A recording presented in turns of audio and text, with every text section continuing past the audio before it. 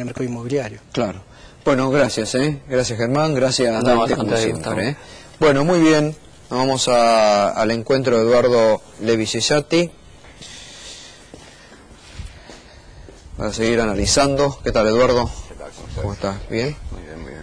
Bueno, ¿y cómo estás viendo? Todos opinan, hoy hemos tenido opiniones muy diferentes, ¿no? Estabas viendo el programa Terraño, de Mendiguren, ahora Dante Sica, el sector inmobiliario. ¿Cómo estás viendo este momento de la economía argentina? ¿Está complicado? Sí, ¿Se puede...? Pero hay que definir bien las palabras, ¿no? O sea, complicado, ¿qué significa? Si me preguntas si hay recesión... Sí, digamos, acá el debate que se ha dado es recesión, opinan algunos, como José Luis Esper, o estancamiento, opinan otros, ¿no? Bueno, hoy probablemente tengas algo que técnicamente se denomina recesión, aunque no hay datos.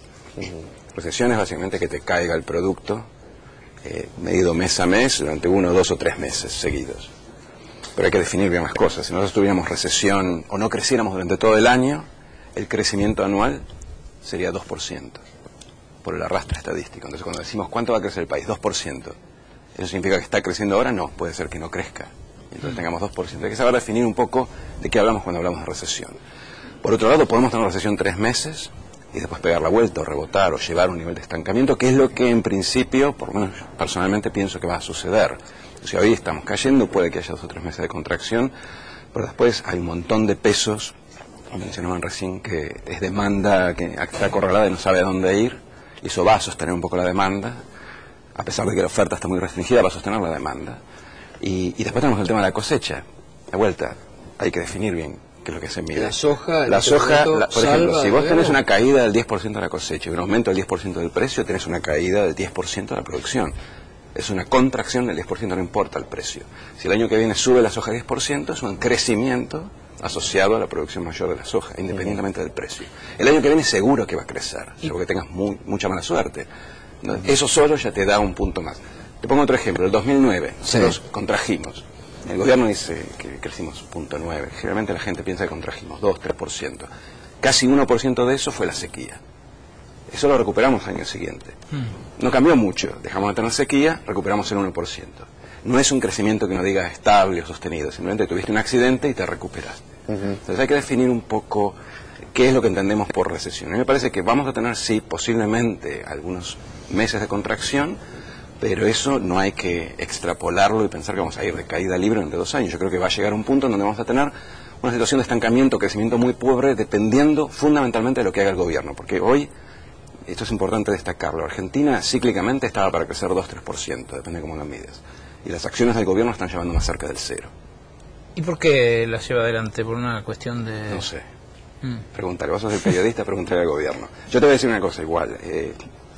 Si mirás, por ejemplo, el tema cambiario, presuntamente, el tema cambiario, el cepo, el tema de fijarte en un tipo de cambio que claramente está generando un déficit de dólares que tenés que controlar con el cepo. La idea era no dejar que el tipo de cambio ajustara, como en Brasil, como en Chile, como en el resto del mundo, porque el dólar subió en el resto del mundo por efecto de la crisis. La idea era no hacer esto para no generar mayor inflación. Entonces, ¿cómo hacen esto? Reducen las importaciones, generan una restricción de oferta, hay más inflación.